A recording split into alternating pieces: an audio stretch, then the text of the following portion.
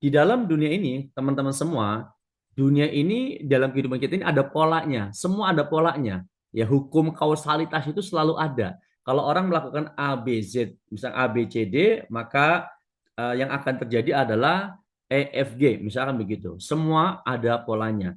Maka kalau orang memahami pola dalam hidupnya, ketika dia menginginkan akibat apa yang dia ingin dapatkan, dia cukup melakukan apa yang harus dilakukan polanya untuk bisa mendapatkan akibat itu.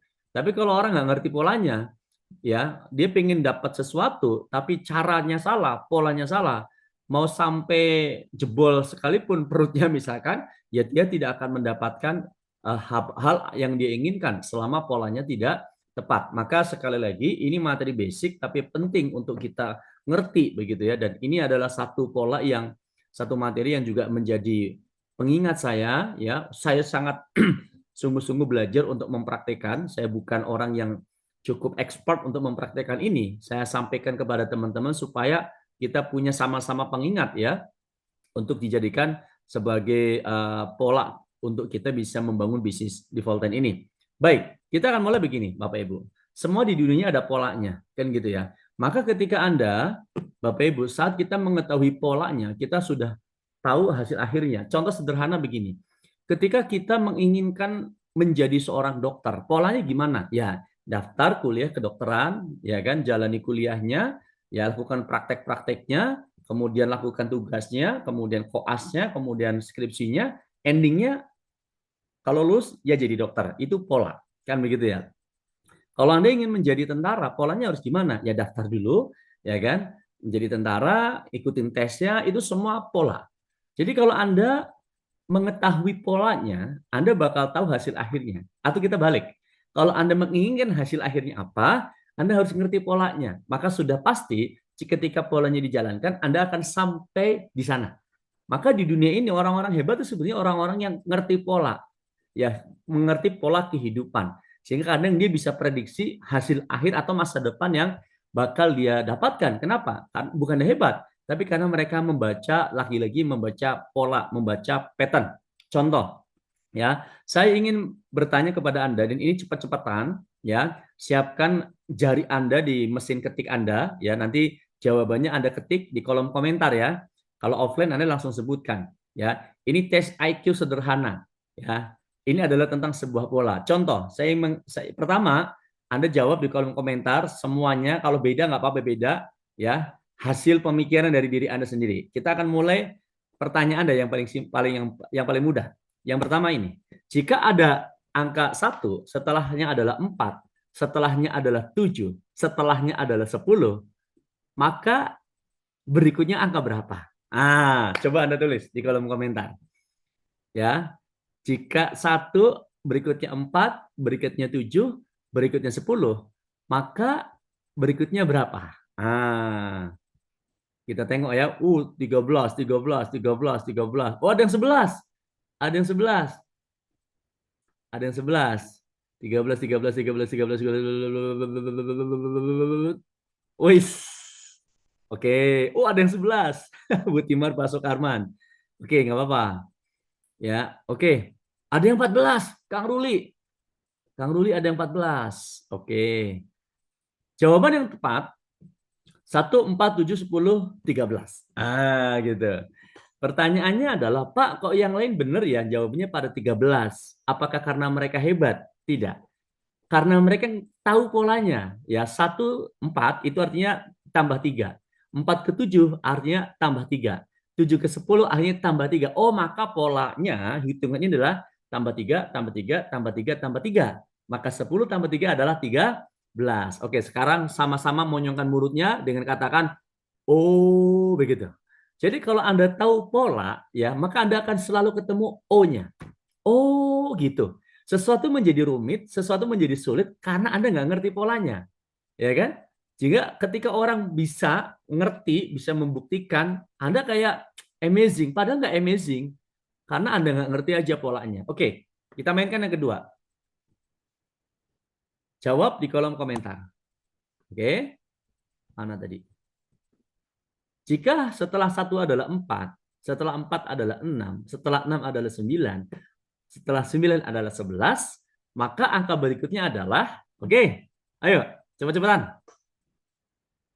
Angka berikutnya adalah, kita lihat, 14, 14, 14, 14, 14. Cepat kali nih. 14, 14. Jangan nyontek ya. Kalau punya pemikiran sendiri, nggak apa-apa. 15 ada nih. 15, 19, 24, 28, 232. 14. Oke, mayoritas 14. Tapi ada yang nggak jawab 14. Oke, ya. Kenapa 14? Aduh,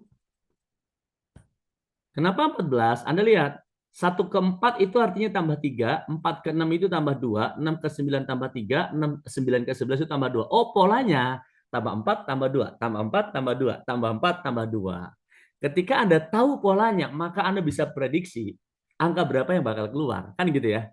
Oh, kalau tambah 4 tambah 2, tambah 4 tambah 2, berarti sekarang tambah 4. Kan gitu. Kok tambah 4 lagi? Tambah 3 tambah 2 tambah 3 tambah 2 tambah 3 tambah 2. Berarti sekarang 11 tambah 3, 14. Nah, sekali lagi ini brainstorming dulu untuk Anda ngerti bahwa kalau Anda paham polanya, Anda praktekkan polanya, Anda bakal dapat, ya kan, hasil akhirnya atau masa depan yang Anda mau itu apa, Anda bakal dapat. Terakhir ya, permainan terakhir. Ya, agak sedikit naik nih. Jika tambah satu tambah satu tambah lagi. Setelah satu adalah 4, 2, 5, 3, 6. Maka angka berikutnya berapa? Kita cek. Kita cek siapa yang mulai. 9,9. 97. Oke, oke, oke. 9. Waduh, ini orang-orang eksak ini bakal cepat ini. Ada yang 8, Bos. Ada yang 8, Bos. Ayo, yang beda boleh. Ada nggak? Ada yang 4, ada yang 7. Mantap, mantap, mantap. 4, 9, kebanyakan 9 ya. Ada yang 4, Anita 4, Intan, Pak Haris 8. Oke, ada yang masih enggak nih? Ada yang masih bergerak nggak nih? Oke, berapa angka yang sesungguhnya setelah ini? Nah, Anda lihat ya. 1 ke 4 berarti plus 3. 4 ke 2 berarti minus 2. Oke, 2 ke 5 adalah plus 3. 5 ke 3 minus 2. Oh, polanya plus 3 minus 2. Plus 3 minus 2. Plus 3 minus 2. Jawaban yang benar adalah 4. Ya, setelah 4 baru plus 3 lagi. 7. Oke, ini bukan jawaban Anda apapun. Ini tidak membuktikan Anda pintar atau tidak. Ini hanya permainan untuk Anda memahami bahwa selama Anda mengerti pola, Anda bakal paham hasil akhirnya bakal apa, masa depannya bakal apa, atau Anda bisa prediksi setelah ini adalah apa. Inilah pentingnya Anda mengerti pola, supaya Anda paham kalau Anda maunya apa, polanya bagaimana, sesuatu itu bakal Anda dapatkan. Semua ada polanya. Oke. Oke. Nah, berikutnya, kita sekarang jalanin bisnis Volten, maka kita sedang menciptakan satu pola untuk bisa menjemput rezeki. Ya.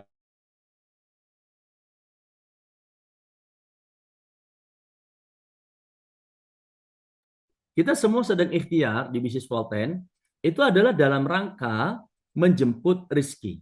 Maka kita perlu ngerti dulu nih, polanya rezeki itu seperti apa. Nah, kalau offline kita sering tanya, kita paham bahwa rezeki itu dari mana. Kita semua yakin bahwa rezeki itu datangnya dari Allah.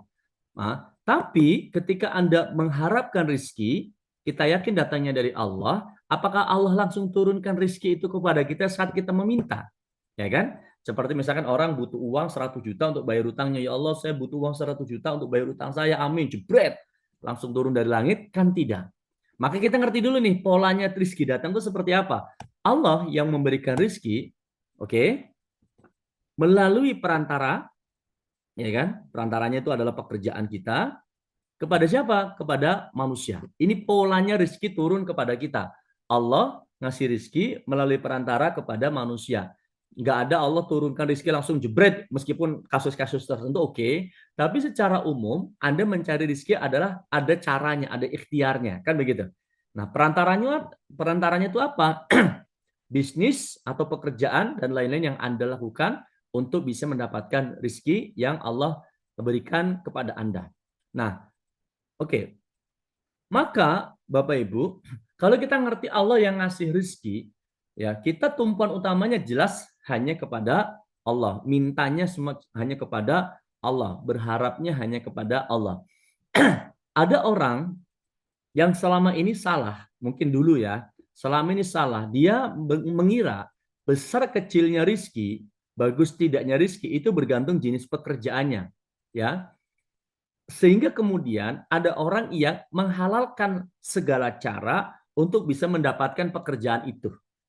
Ya, atau ada orang yang akhirnya menghalalkan segala cara untuk menggolkan proyek bisnisnya. Ya kan? Ada ya. Padahal ini perantara saja. Ya, ini hanya perantara saja. Hakikatnya adalah Allah yang memberikan rezeki. Maka ketika orang ya mengagung-agungkan perantaranya, contoh orang pengen dapat pekerjaan tertentu, hanya dia nyogok supaya dia bisa dapat pekerjaan itu. Oke, maka nyogok ya cara-cara itu adalah cara-cara yang tidak diperkenankan ya oleh Allah misalkan. Maka Anda tidak akan mendapatkan rezeki benarnya ya. Kalau dulu banyak orang pengen bekerja sebagai PNS gitu ya, akhirnya dia harus mengeluarkan budget sekian dan sebagainya. Ya, karena mereka kira kalau dengan jadi PNS mungkin bakal pasti dijamin ya. Ya, mungkin orang-orang yang menjalankan cara untuk mendapatkan rezeki dengan pola yang tidak benar, ya, pola yang tidak benar. Biasanya yang dia ingin dapat tidak dapat. Ya, contoh mungkin kemudian dari uangnya dapat tapi dia tidak dalam bentuk rizki karena tidak semua orang itu menjadi rizki buat orang menerimanya. Ada uang bisa menjadi musibah bagi penerimanya. Ya, bahwa rizki itu adalah kebaikan atau apapun yang sifatnya baik yang Allah berikan kepada kita. Kalau polanya benar maka rizki itu jadi kebaikan. Dimakan anak jadi sehat, jadi soleh, begitu ya. Dimakan oleh istri, istri di rumah menjadi istri yang soleha, rumah tangganya sakinah, mawadah, warahmah, kan begitu.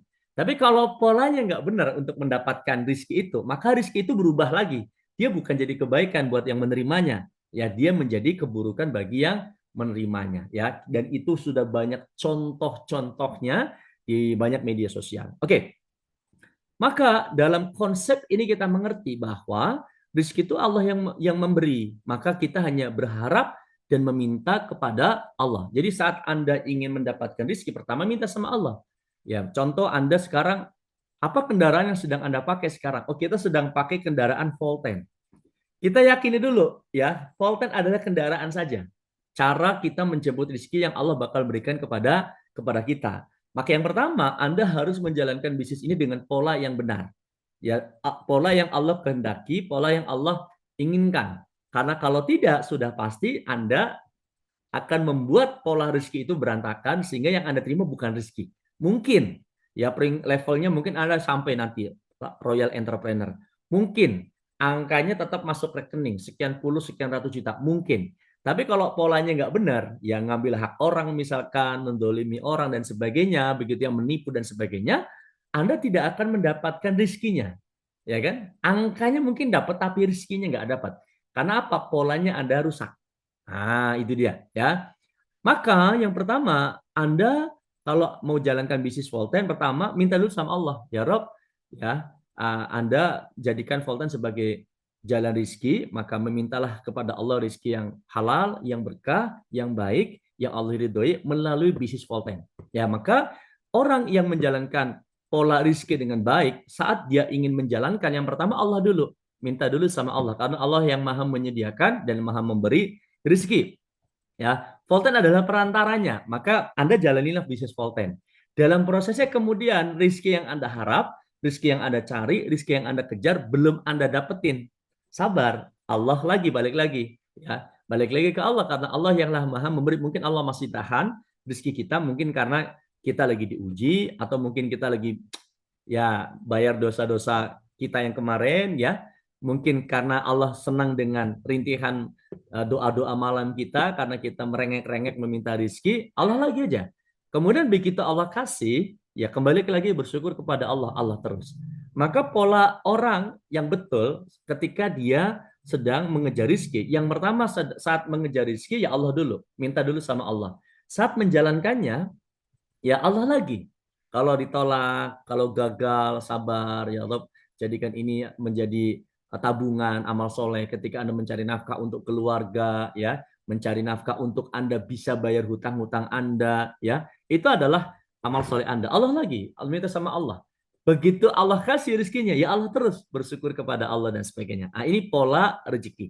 Jadi jangan sampai kita rusak polanya karena ada banyak orang punya keyakinan bahwa kendaraannya ini yang membuat dia bisa ngasih rezeki. Jadi kalau nggak di sini nggak akan bisa dapat, ya. Kalau nggak kerja ini nggak akan sejahtera. Kalau nggak jalanin ini pasti tidak akan bagus. Tidak bisa. Mungkin ini juga salah satu pengingat buat kita, ya. Volten adalah kendaraan yang tepat, makanya kita saat ini ditakdirkan ada di Volten. Insya Allah husnudon kita, takdir Allah ini adalah yang terbaik. Berarti saat ini Allah sedang berkehendak, Volten adalah kendaraan yang tepat buat kita untuk kita jalani, untuk kita menjemput rezeki Allah. Tapi kita nggak boleh mengoverclaim bahwa kalau kamu jalani bisnis Volten pasti sukses. Nah, kalimat-kalimat ini yang kita hindari, ya, karena kita tidak bisa mengklaim bahwa kendaraan ini membuat orang pasti sukses, itu tidak boleh. Tapi kemudian Allah takdirkan berkehendak kita ada di bisnis ini, berarti ini adalah takdir yang terbaik yang Allah kehendaki, maka ini adalah saat ini adalah kendaraan yang tepat buat kita dan buat orang lain yang Allah juga akan takdirkan bergabung di bisnis ini.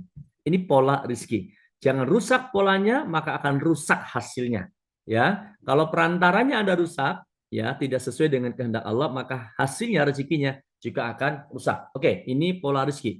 Mindset pertama kita benahi dulu, Allah lagi, Allah terus. Sebelum mencari, sebelum jalani, minta dulu sama Allah, ya istikharah, mantapkan hati bahwa Volten adalah kendaraan yang tepat buat Anda. Yang kedua, jalani, ya, saat berproses ada banyak tantangan, Anda banyak masalah, yakini bahwa itu adalah proses perjuangan yang harus Anda bayar. Ya balik lagi ke Allah, lakukan dengan penuh kesabaran, begitu. Dan ketika ikhtiar Anda mendapatkan hasil, maka kembalikan kepada Allah. Allah terus banyak-banyak bersyukur. Oke, ini pola rezeki. Ya, ini ada satu cuplikan ya Quran surat Ar-Ra'd. Allahu yabsutu rizqa liman yasha'u wa yaqdir. Ya, jadi rezeki itu memang hak prerogatifnya Allah. Anda mau jungkir balik cari rezeki di ujung dunia manapun, kalau Allah belum kehendaki, sawat. Ya. Anda nggak bisa ngapa-ngapain. Ya, Allah melapangkan rezeki bagi siapa yang dikehendaki dan menyempitkan bagi siapa yang dikehendaki. Jadi kita juga sering menemukan fenomena orang yang secara fisik dia kerjanya santai tapi rezekinya berlimpah. Mungkin kita juga menemukan orang yang secara fisik kerjanya gila-gilaan, ya kan? Berangkat pagi pulang malam, pinggang pegel-pegel penghasilan potong pajak, bahkan kepala jadi kaki, kaki jadi kepala, bahkan kaki sama kepala misah sekalipun. Ternyata kalau Allah belum berkehendak ya sempit-sempit aja rezeki orang itu. Nah, ini penting. Maka yakini bahwa hanya Allah lah yang maha memberi rezeki, minta kepada Allah, berproses, berjuang ya dan kembalikan apapun hasilnya kepada Allah. Oke, berikutnya. Kalau Anda sudah tahu pola rezeki, bahwa Allah yang ngasih, tugas kita ikhtiar, dalam proses ikhtiar Anda kembalikan kepada Allah, dan apapun hasilnya, balik lagi ke Allah. Ya Allah lagi, Allah terus, Allah dulu, Allah lagi, Allah terus. Oke, berikutnya adalah pola ikhtiar. Anda sudah paham nih, rezeki itu polanya datanya seperti itu. Kalau Anda rusak polanya, Anda rusak substansinya. Angkanya dapat, tapi rezekinya nggak dapat. Uangnya dapat, rezekinya nggak dapat. Ya, EPL-nya mungkin dapat, jadi Royal Entrepreneur, tapi kalau polanya rusak, rezekinya jadi nggak dapat. Nah, sekarang Anda jalani bisnis Volten. Anda mulai berikhtiar di bisnis Volten.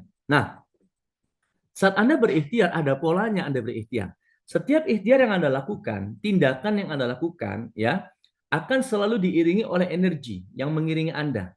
Jadi kesalahan besar kita itu kadang melihat sesuatu dari fisiknya saja, dari yang zahirnya saja. Padahal Allah bekali kita bukan hanya zahir, tapi juga Allah bekali dengan batiniah kita. Maka setiap amal Anda, setiap tindakan Anda, setiap ikhtiar Anda, itu ada energi yang mengiringinya. Ya kan? Ada energi yang mengiringinya. Jadi tidak semua amal baik itu adalah baik ternyata. Tergantung energi yang mengiringinya. Kan begitu. Contoh kalau umat Islam ya. Apakah sholat itu bagus? Bagus. Wajib bahkan. Tapi pertanyaan apakah sholat itu baik buat seseorang? Belum tentu. Ya kan? Kenapa? Ya kalau sholatnya bukan baik mungkin ya. Apakah sholat buat seseorang menjadi kebaikan? Belum tentu. Ketika kan gitu ya, orang itu berniat sholatnya bukan untuk Allah, pengen dilihat calon mertua misalkan, pengen disombongkan misalkan, ya niatnya bukan selain Allah, maka sholat yang bagus tidak jadi bagus buat dia. Kenapa? Energi yang ngiringinya negatif, gitu ya. Nah,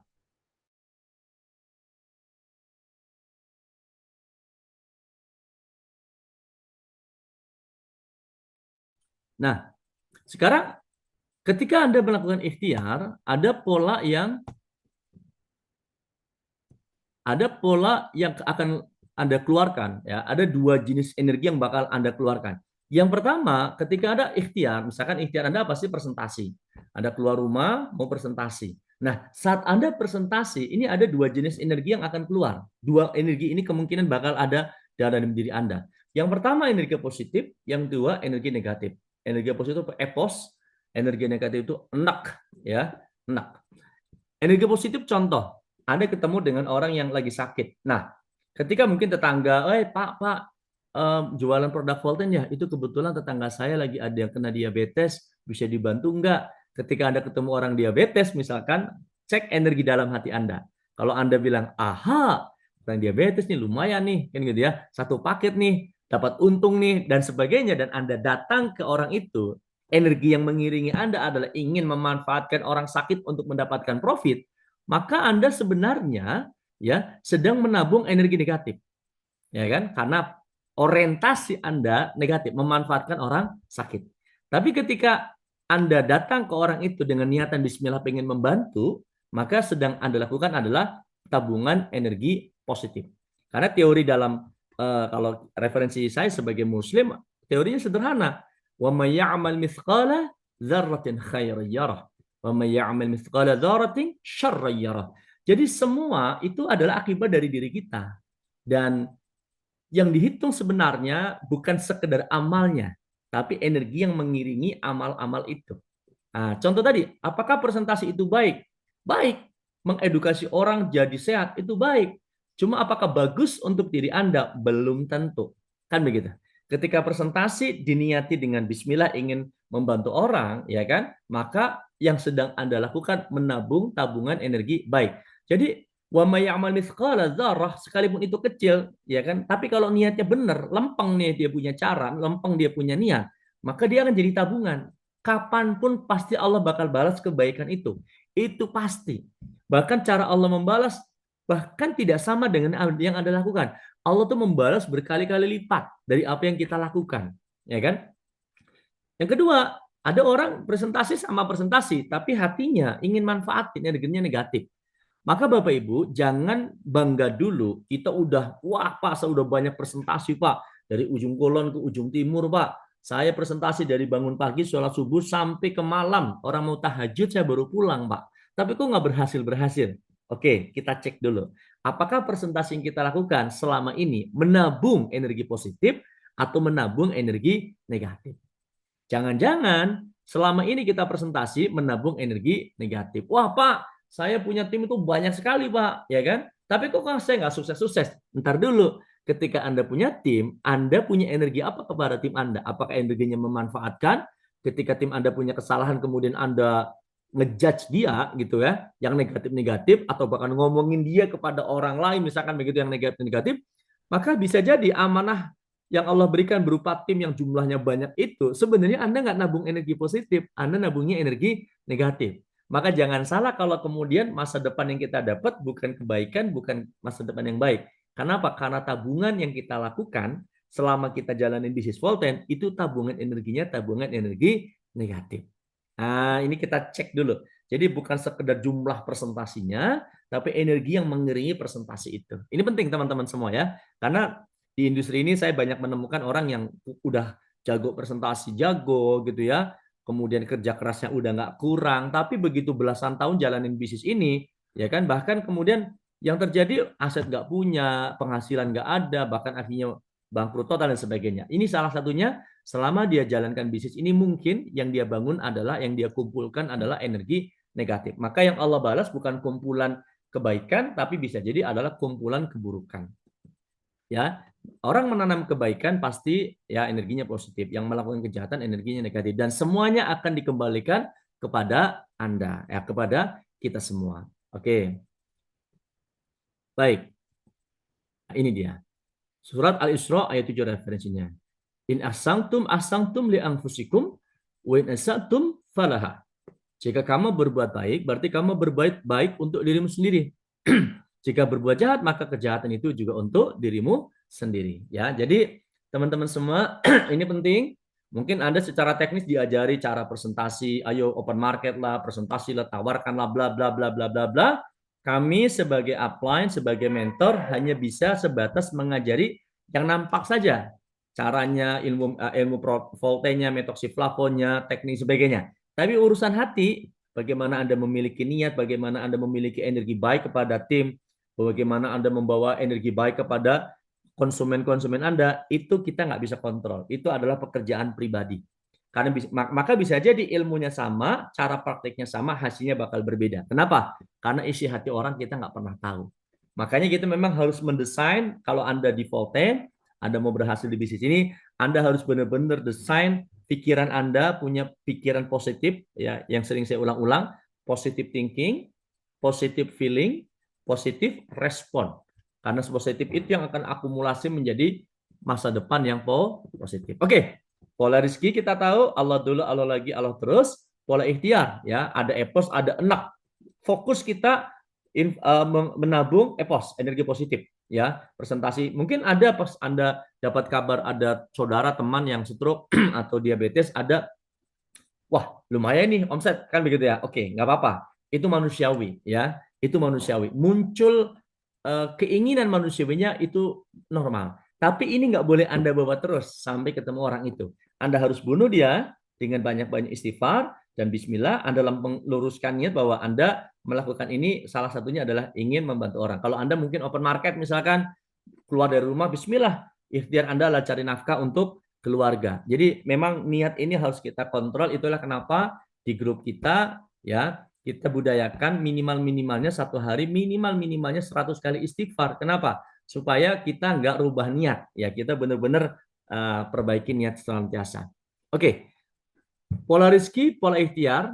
Nah, yang ketiga adalah kalau Anda udah ikhtiar, ada kemungkinan hasilnya bakal dua jenis. Ya, ada hasilnya, ada yang berhasil, hasilnya ada yang gagal.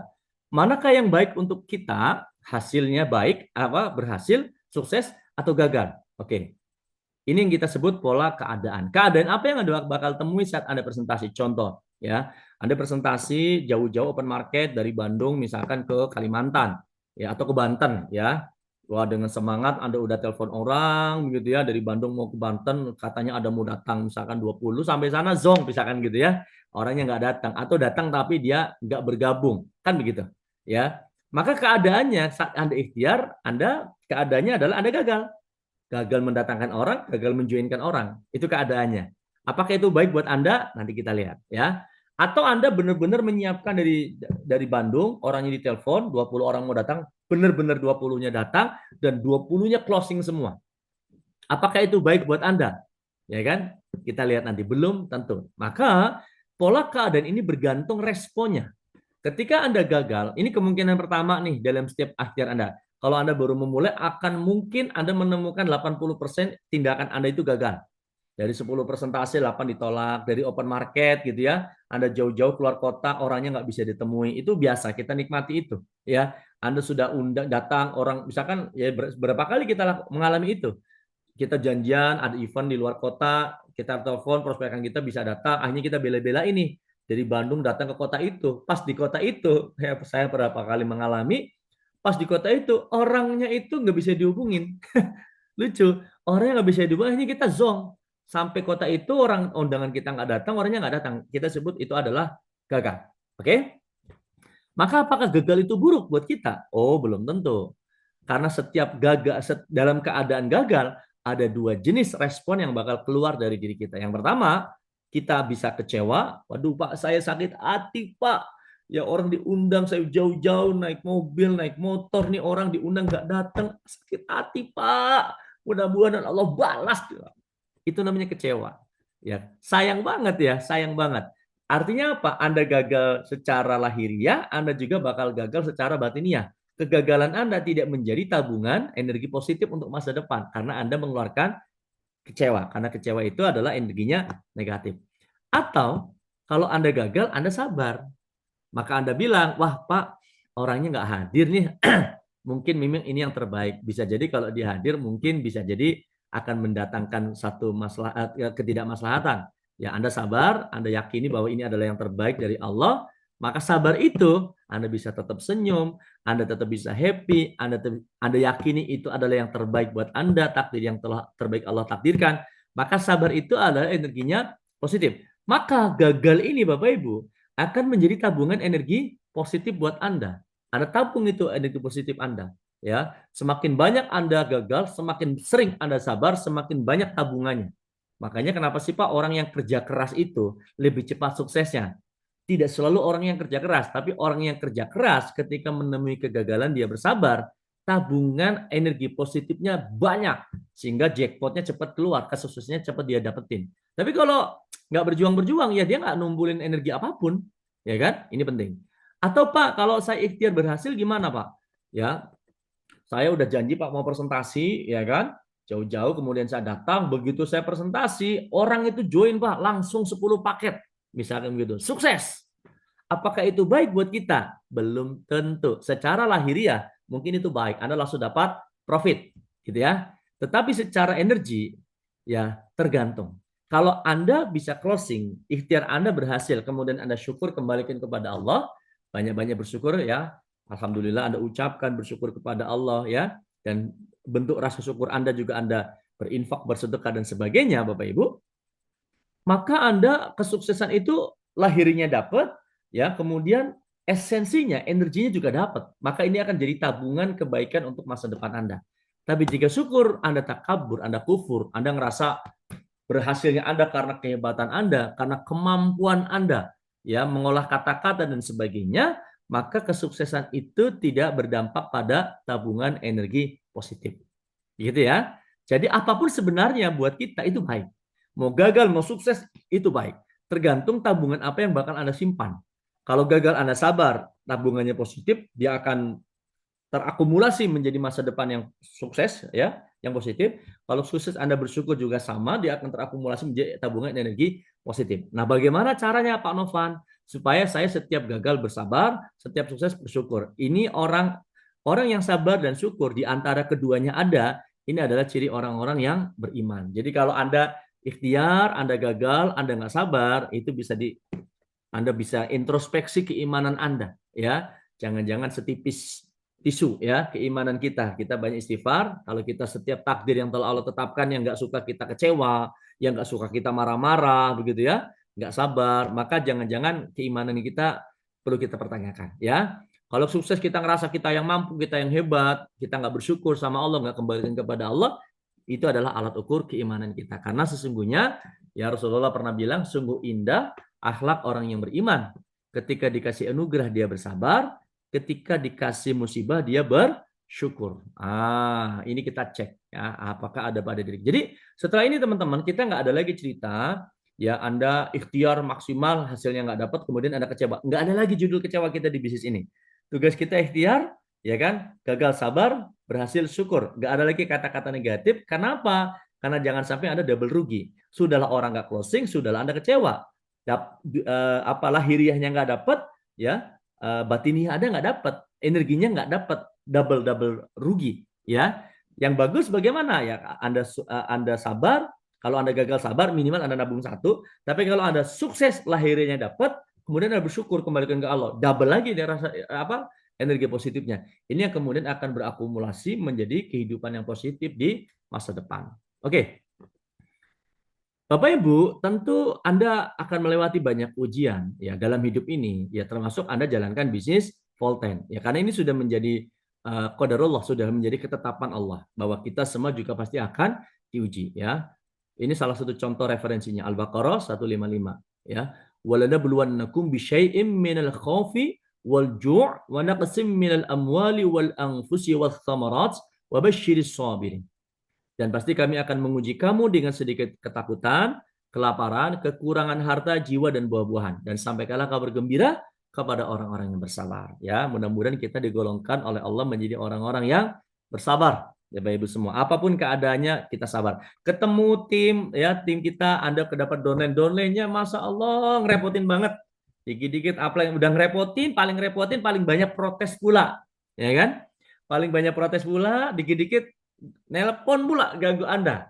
Ya, itu mungkin setiap Anda bakal mendapati tim yang seperti itu. Sabar saja, ya, sabar saja, berhusnuzon. Ya, mungkin dia semangat sekali tapi nggak tahu caranya. Nah, kalau Anda bersabar dengan semua tipe, ya, downline yang telah Allah amanahkan kepada Anda, insya Allah Anda naik kelas, kapasitas Anda bertumbuh, di situ kemungkinan Anda bakal berhasil. Kalau Anda menemukan upline Anda yang kurang sempurna, ya sadari bahwa kita juga tidak sempurna. Sabar saja. Karena sabar itu senjata, ya, senjata yang ampuh bagi orang-orang yang ingin sukses dunia maupun sukses akhirat, gitu ya. Kata guru saya, guru bihi saya di perusahaan sebelumnya, dia selalu mengatakan sabar atau rendah hati itu adalah bom nuklir yang akan meledakkan kesuksesan kita. Baik. Nah, Bapak Ibu, pola ikhtiar, pola rizki, pola ikhtiar, pola keadaan. Ini adalah pola hasil. Ini penting untuk kita pahami supaya kita paham polanya. Saya jalanin bisnis karena keadaan apapun Anda nggak bisa kendalikan. Orang join atau nggak join, Anda nggak bisa kontrol. Oke? Orang bergabung beli produk atau tidak beli produk, Anda nggak bisa kontrol. Tapi Anda bisa kontrol adalah energi Anda.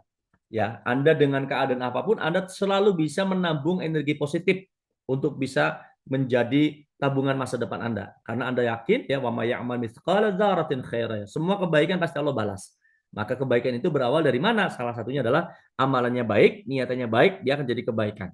Kalau Anda lakukan, dia akan jadi tabungan. Oke, maka Bapak Ibu, hidup itu perjuangan. Ya, bahwa Anda nggak di Volten pun Anda berjuang.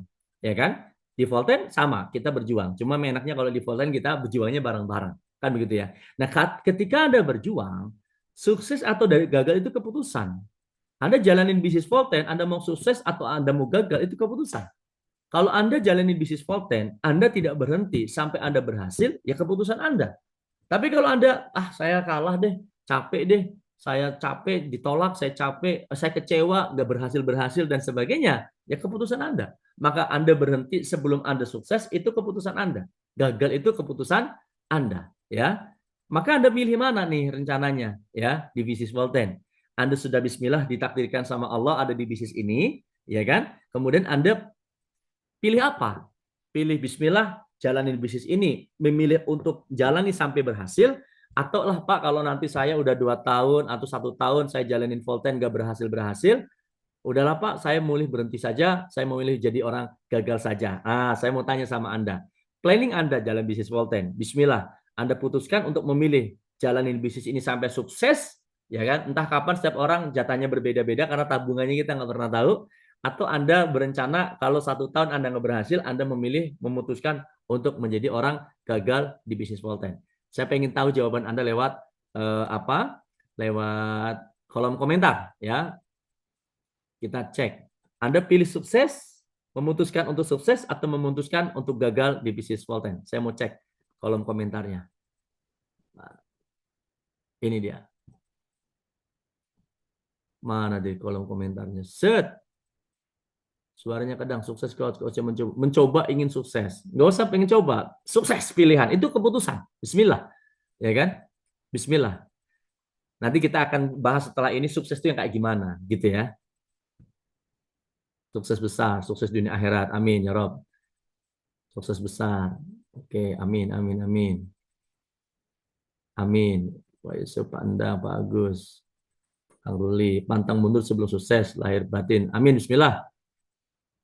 Sukses besar. Oke, saya doakan yang menulis di kolom komentar, semoga Allah ridho dengan apa yang Anda tulis, dan Allah takdirkan Anda menjadi salah satu yang sukses besar di bisnis Volten. Amin. Baik. Oke. Nah, sukses, gagal, semuanya keputusan. Kalau kapasitas Anda segitu, ya kan, Anda di Volten nggak berhasil, Anda pindah ke perusahaan lain atau jalan usaha lain, kalau kapasitas segitu ya Anda nggak akan kemana-mana. Hidup Anda segitu-segitu aja. Tapi kalau Anda di Volten, paling tidak Anda punya media untuk Anda bisa memperbesar kapasitas Anda.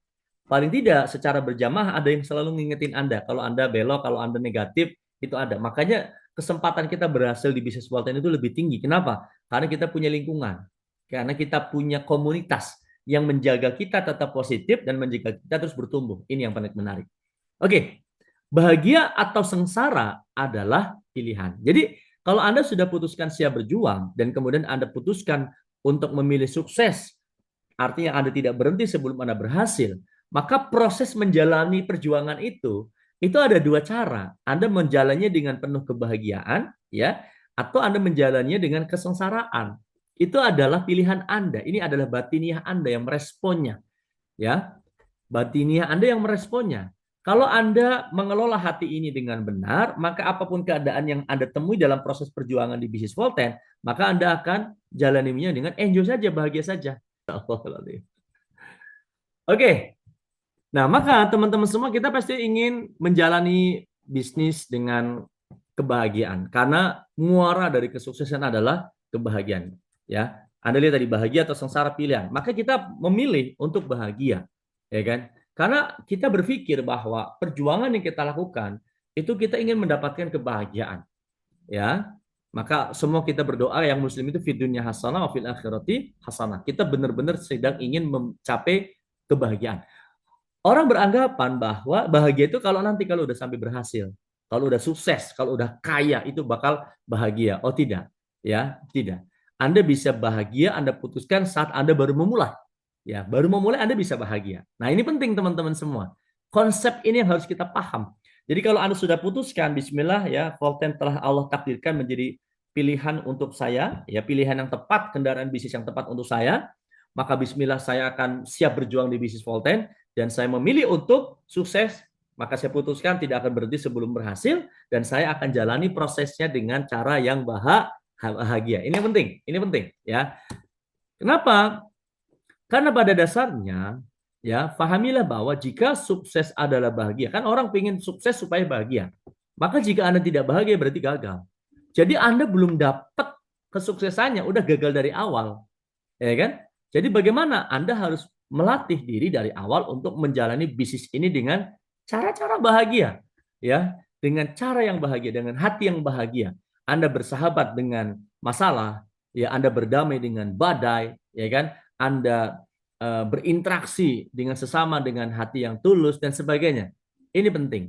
Supaya apa? Karena supaya Anda menjalani proses di bisnis ini yang mungkin buat bagian orang tidak mudah, Anda enjoy jalaninya, gitu ya. Anda tetap nyantai, bukan nyantai secara pekerjaan, tapi nyantai secara mentalitas, ya. Andanya tidak tertekan.